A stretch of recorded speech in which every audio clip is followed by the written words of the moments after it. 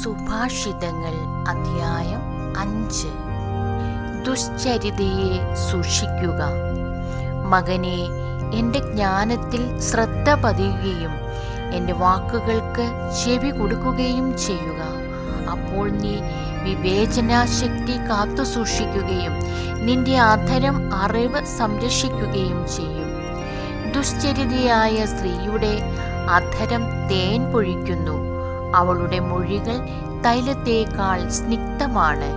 എന്നാൽ ഒടുവിൽ അവൾ കാഞ്ഞിരം പോലെ കയ്പുള്ളവളും ഇരുതലവാൾ പോലെ മൂർച്ചയുള്ളവളുമായി തീരും.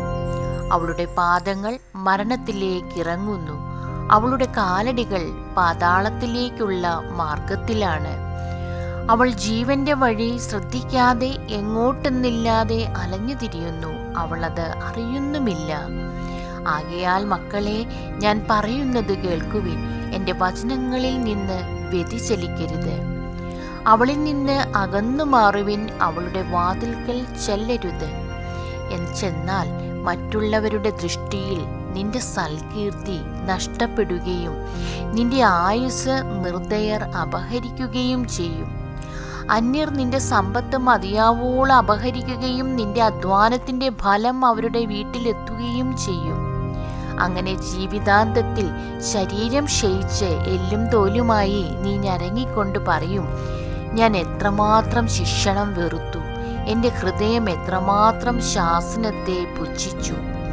ഞാൻ എൻ്റെ ഗുരുക്കന്മാരുടെ വാക്കുകൾ കേൾക്കുകയോ ഉപദേശങ്ങൾക്ക് ചെവി കൊടുക്കുകയോ ചെയ്തില്ല. സമൂഹത്തിന് മുൻപിൽ ഞാൻ തീർത്തും നശിച്ചവനെ പോലെയായി. നിന്റെ കിണറ്റിൽ നിന്ന്, നിന്റെ ഉറവയിൽ നിന്നും മാത്രമേ വെള്ളം കുടിക്കാവൂ. നിന്റെ ഉറവകളെ മറുനാട്ടിലും നീരൊഴുക്കുകളെ തെരുവുകളിലും ഒഴുക്കിക്കളയുകയോ അവ നിന്റെ അടുത്തുള്ള അന്യർക്ക് വേണ്ടി ആവാതെ നിനക്ക് വേണ്ടി മാത്രമായിരിക്കട്ടെ. നിന്റെ ഉറവ നിന്റെ യൗവനത്തിലെ ഭാര്യ അനുഗ്രഹീതയായിരിക്കട്ടെ. അവളിൽ ആനന്ദം കൊള്ളുക. അവൾ ചന്തമുള്ളൊരു മാൻപേട, സുന്ദരിയായ മാൻപേട തന്നെ. അവളുടെ സ്നേഹം നിന്നെ സദാ സന്തോഷം കൊണ്ട് നിറയ്ക്കട്ടെ. അവളുടെ പ്രേമം നിന്നെ എപ്പോഴും ലഹരി പിടിപ്പിക്കട്ടെ.